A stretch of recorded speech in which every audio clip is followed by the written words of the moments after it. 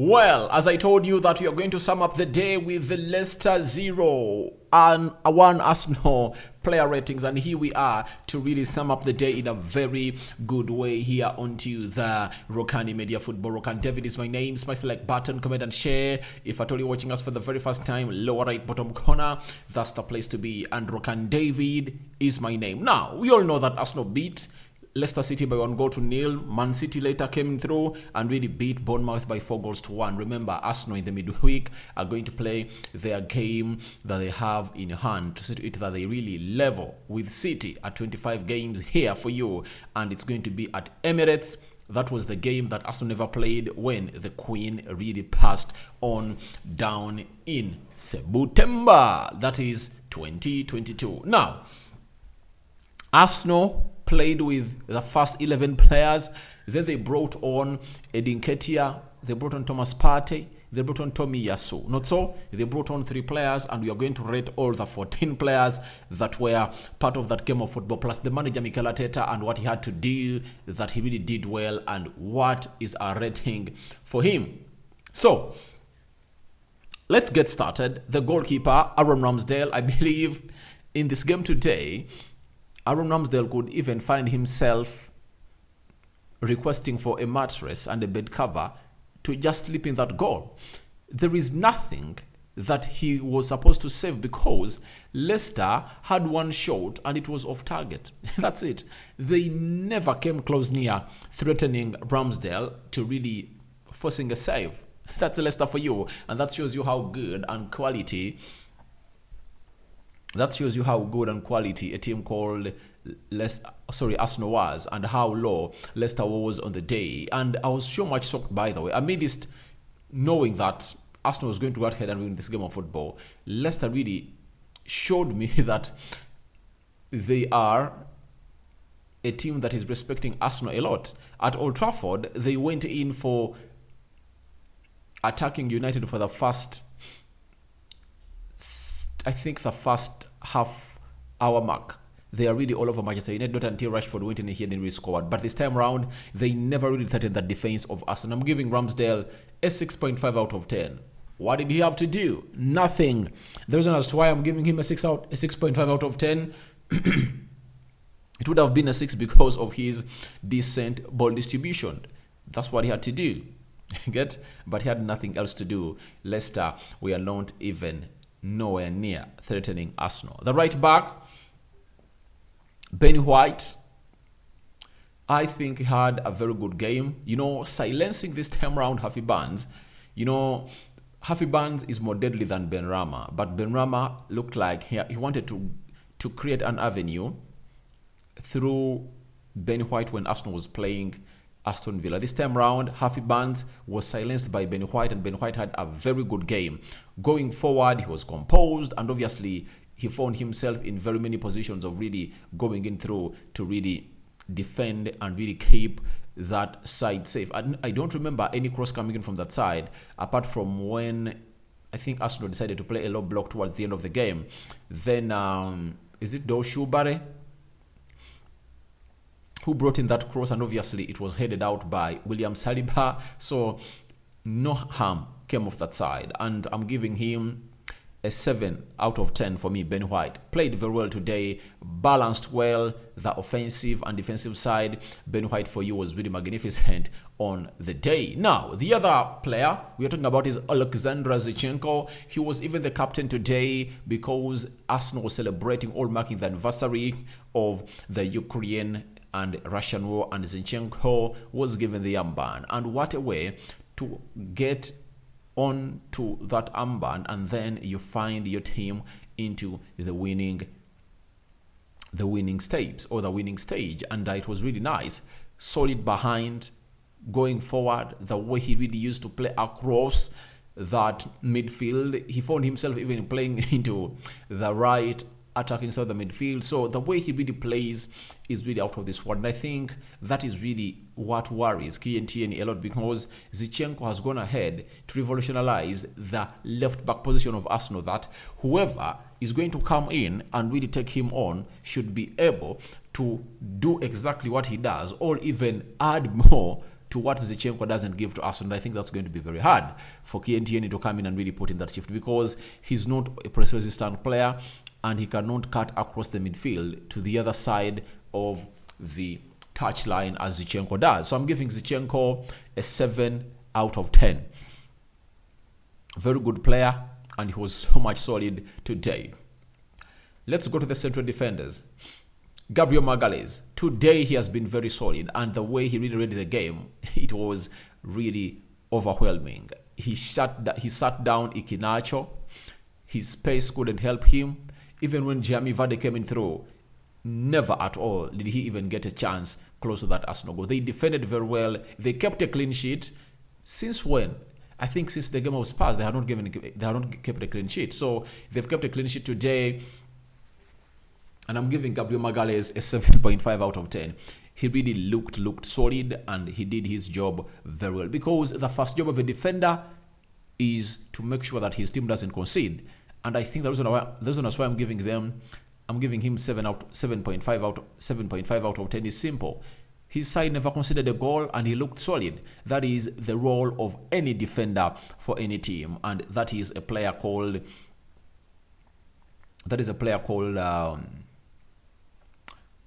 Gabriel Magalhaes for you. Then we got William Saliba. Very solid. He was composed. There sometimes he closed down space when he thought that, oh, Leicester was going to burst into space. Every time they tried to really press Arsenal and really get that line or get that ball behind the back line of Arsenal, he really read the game very well. That is William Saliba for you. He was composed, and today they keep another clean sheet that really makes me give him a 7.5 out of 10. He looked good.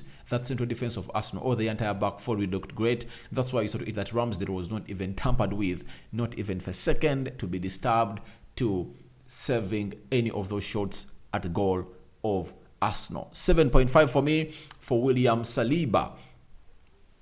Then we go to the midfield. CDM, Jorginho, my God. Guys, this guy is going to surprise very many people. Amidst Mikel Arteta coming out and saying that he was not surprised by what Jorginho is putting out on the field of play. And me too, I was not surprised, because I know what he's good about. And let me even throw you another warning, another anticipative warning that this guy has not yet even reached his peak as playing as a CDM. That's it, because he found Arsenal in a situation of being so much not a composed team, a team that was really trying to fight for life. And I think the moment Arsenal goes back to a very good winning run, I think Jorginho is going to be one of the best players that every Arsenal player is going to be proud of. That is Jorginho. Today, I'm giving Jorginho an 8 out of 10. And you saw to it that he was targeted, because he just shielded that back four, and Leicester couldn't find themselves through the central axis of Arsenal. That's why you saw to it that they targeted him close to 3-4 times. I think it was a tactic that Brendan Rodgers came up with in the second half to really foul Jorginho. I saw Jorginho fall off his feet close to 3 times, and they're targeting his head. You get? And Mikel Arteta never took him off the field of play, because he knows what it means to have him. He's composed. He can really act well under pressure. And most of the times you've seen Thomas Partey, when pressure is really high, you don't trust him in those situations. But Jorginho has shown us that even when the pressure is so much, he calms down and plays his job. He does his job. That is Jorginho for you. And he was really a very fantastic player into this beautiful game of football. And I'm giving him an 8 out of 10 today. He really played very well. You know, it requires a person to be having the eyes of Rokani to go out and really know what Jorginho did. Passing, the way he was passing, he makes it look easy. And, you know, for Thomas Partey, he uses energy closing down to really do the interceptions, checkmates, and combatments. But for Jorginho, he uses his brain. And ever since he came into play for Arsenal, you've seen that Arsenal is really having more possession. If at all you are watching what we call the the possession, because for the first 10 minutes with Jorginho, Arsenal had a ball possession of close to 81%, if at all you remember very well. If you're watching your TV very well, they really came out after 10 minutes and showed Arsenal having an 81% possession. That was really insane. And remember, they are not playing at Emirates. Arsenal was playing at King Power Stadium, the stadium of Leicester City, a team that had just gotten itself beating Tottenham Hotspur 4-2 and Aston Villa 4-1. They went away at Manchester United. Between the 7th and 20th minute, they had really shocked Manchester United. If it was not the goodness of David De Gea to pull out Wildys, it would have ended into another worse situation altogether. So I'm giving Jorginho an 8 out of 10 for me. Let's go to Granit Xhaka. He's one of those players that Arsenal fans will say, I hate. If at all have not been watching me ever since this season started, I've been giving Xhaka a very good rating. But ever since the World Cup started, guys, Xhaka is nowhere near the player he was before Arsenal went to the World Cup. Because right now, Arsenal is a team that everyone is targeting. They are targeted because they've now discovered how good this team is, and they are not allowing spaces to be given to players like Granit Xhaka. That means you need a player who is good at acting tight spaces to come in through and really take you to where you deserve to be. And that's why Xhaka, I think, is really having a very worst spell right now at Arsenal. And I'm giving Xhaka a 6.5 out of 10. That's it. A 6.5 out of 10. I saw him on several occasions in the final third of the pitch, and he couldn't find a pass through the legs of the defenders of Leicester City. I believe it was Fabio Vieira there. He would have done a far much more better job than Granit Xhaka. So I'm giving him a 6.5 out of 10. Martin Odegaard, today I liked the way he really got control of the game, and I think he's getting more self onto the ball because of Jorginho's presence. He played very well. There is one time he lost the ball, and maybe we thought would have gone ahead to do something better. But a 7 out of 10 for me isn't bad for Martin Odegaard, because he really played very well. And the way he ran through those lines, it just shows you how good this player is. And that is Martin Odegaard for you. 7 out of 10 for me. Now, if you watch the same game as you watch today, this is where you guys are going to get to know that all I've been telling you about Bukayo Saka is right. You get? I've seen games when Bukayo Saka has been pocketed, but he at least pulls the rabbit out of the cart. He does the unexpected. Today, he couldn't even afford to pull the rabbit out of the hat. That's it. It's one of those games that is going to go down in history this season as one of the worst games for Bukayo Saka ever since this season started. And I saw him during the first half lacking composure. Looks like there is a lot of pressure onto him. He wants to score more goals. And I think people comparing him with Marcus Rashford is really going on his head, because he reached in several positions where he would have found himself really doing cutbacks, or really doing a return pass, or going in for a cross. But he went in for selfish efforts. And this is where you get to know how he's trying to struggle to get back if Ato does not score a goal. Even against Aston Villa, if Saka doesn't score a goal, I don't believe he's talked about as one of the best players on the field of play. Even today, he didn't score a goal. He was selfish. He was not quick in releasing that ball. And him not being quick really slows down the game of Arsenal. That's why you saw to it that today, Arsenal had a lot of possession around the final third or around the 18 box area of Leicester City, because Trossard was doing what we call the easy pass. Quick passing, one football passing, and he found himself really releasing those players like Martinelli, Odegaard, Bukayo Saka, and very many others. He really played it very, very well. His mobility up there was really great. But the likes of Saka, we are really silent. I'm giving Saka a 6 out of 10 for me, guys. I'm sorry if at all I've hurt you, but tell me one thing that Saka did not field of play that makes him deserve more than a 6 out of 10. He was an average player today, and I think he was the worst player on the field of play of Arsenal as Arsenal played Leicester City. That's it. 6 out of 10 for Bukayo Saka. Let's go to Gabriel Martinelli. Scoring that goal, I think it exonerated him from all the bad that would have talked about him. But me, I'm an open man. I think Martinelli scored a very beautiful goal. I liked it, but he's not yet back. But the good thing is that if you're having a player like Martinelli not yet back onto his form, but is firing in goals for the previous 2 games of Arsenal, that is a very good stopping stone to really help him thrive or throw himself to the next levels where he deserves to be. And that is a player called Gabriel Martinelli. And I'm giving him a 7.5 out of 10. That is Gabriel Martinelli for you, and I think he deserves that rating because in the first half, he looked bad. He got himself in several positions, especially by Trossard releasing him, but he went in for selfish efforts. I think there is a lot on their head that is telling them that he should do magic to score.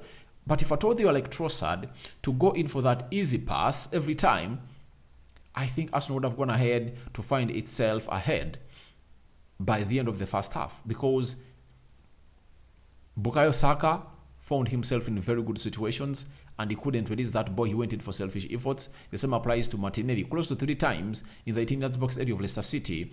Instead of going in for maybe a cutback or a return pass to the person that really gave him the ball, he just went in for shots that really went off and we are not on target. But at the beginning of the second half, he exonerates himself by scoring that only goal that Arsenal really went ahead to really score. And I'm giving him a 7.5 out of 10. That is Gabriel Martinelli for you. Let's talk about the magician of the day. That is Trossard. You now know why this guy is really important for Arsenal.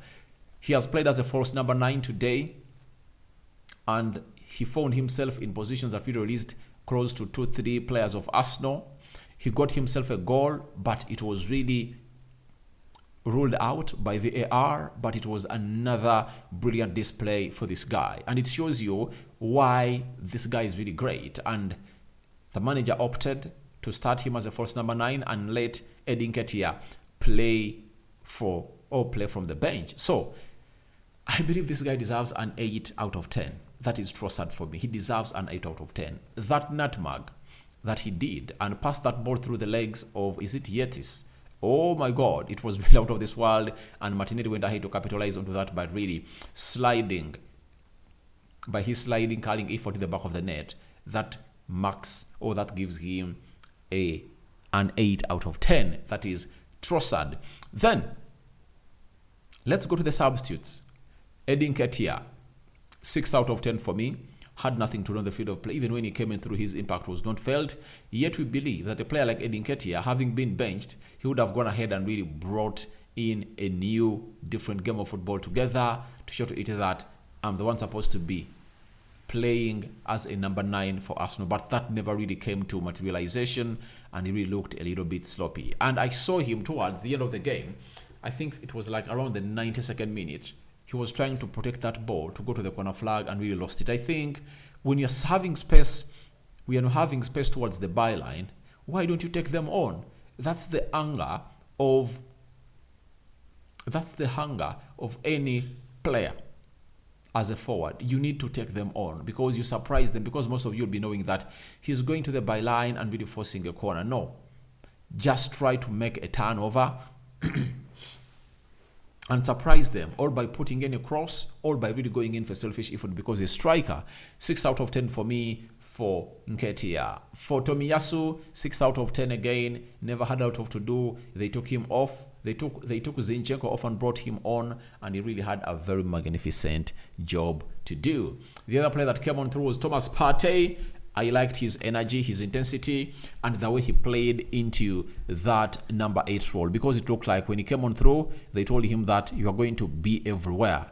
You have the energy, you've just come in through, go ahead and chase these players off the park. And that was exactly what Thomas Partey had to do, and he did it very well. I'm giving Thomas Partey a 7 out of 10 for me. He had a very good game. I think that's all I had for you. The manager, Mikel Arteta, I'm giving him a 7.5 out of 10, crediting him for the changes he made, benching Eddie Nketiah.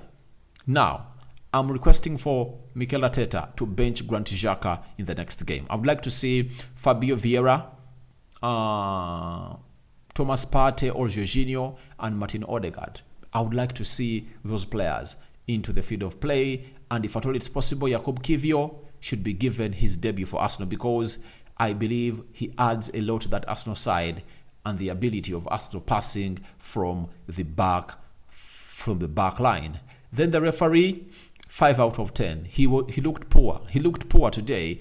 And if at all Arsenal never won this game of football, you would have seen them coming out and really mourning for that. For that would be penalty for Bukayo Saka, and then calling out for that goal, because VAR comes in through every time when there was a very, very clear mistake. That's when it intervenes, not in such situations of really finding out why the goalkeeper was really got hold. So if you saw that, then why didn't you give Bukayo Saka his penalty when Soutars brought him down? That is the inconsistency of VAR. So guys, thank you very much for watching through. So my man of the match, to me, it's either Trossard or Jorginho, and I'm going in for Jorginho again. Jorginho is my man of the match. And thank you guys for watching through. Your reactions to my player ratings are welcome in the comment section below. And good night, my mates. See you tomorrow as we discuss more that is coming in from the Arsenal side, especially what Mikel Arteta said after that game of football came to an end. I cover you all in the precious blood of Jesus Christ. Good night. Good morning, depending on where you're watching us from. Rokani David sign out, and continue to subscribe. Bye-bye. See you when the Lord decides that I'm going to see you, or when I'm going to see you. Bye-bye.